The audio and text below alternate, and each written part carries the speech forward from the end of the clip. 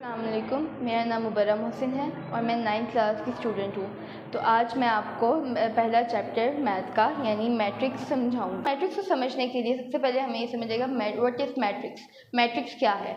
The collection of real numbers start from zero so on, so we have to enclose it into a bracket, so it form a matrix like this. So the rectangular, just like this, ray of formation of a collection of real numbers, यानी collection जो हम करते हैं real numbers की, like 0 1 2 3 4, such as उसका matrix लिखा and then close in a bracket is called matrix. So इसके बाद हम सबसे मेन चीज़ होती है रो एंड कॉलम, जिसमें हम बहुत ज़्यादा कंफ्यूज होते हैं. व्हाट इज़ रो? सो हम पहले रो को समझेंगे. The entries presented in horizontal way are called rows, like this. जो हॉरिजॉन्टल लाइंस में होती हैं उन्हें ही कहते हैं हम रोज, जस्ट लाइक दिस. इस ए मैट्रिक्स में हमारे पास 3 रोज हैं, row 1, row 2, row 3, and it is represented by R for explanation. And then तो अब हमें समझना है कॉलम्स को. What is columns? The entries present in the vertical way is called columns, just like this. ये B matrix है, इसमें हमारे पास 3 कॉलम्स हैं. अब देखिए इसमें वर्टिकल लाइंस ऐसे हैं, तो इसमें कॉलम 1, कॉलम 2, कॉलम 3 इस तरह होती है. Order of matrix is very important question. ये बहुत ज़्यादा पूछा जाता है और इसका फॉर्मूला होता है n/m. और n क्या है ये आपका सवाल होगा. Number of rose.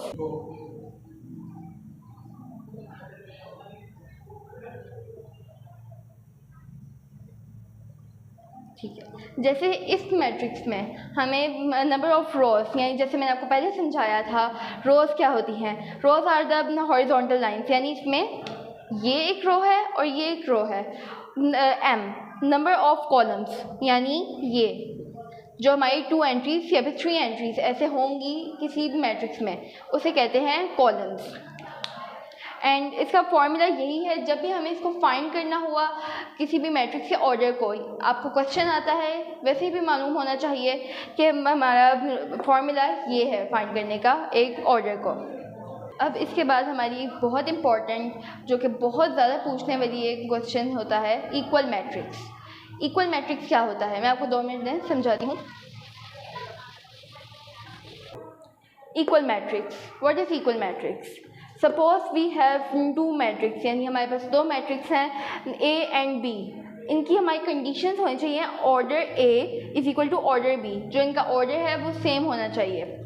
And second condition हमारे पास है there corresponding entries will be equal, यानी हमारी जो कॉरस्पॉन्डिंग एंट्रीज हैं वो बिल्कुल इक्वल होनी चाहिए, जस्ट लाइक दिस.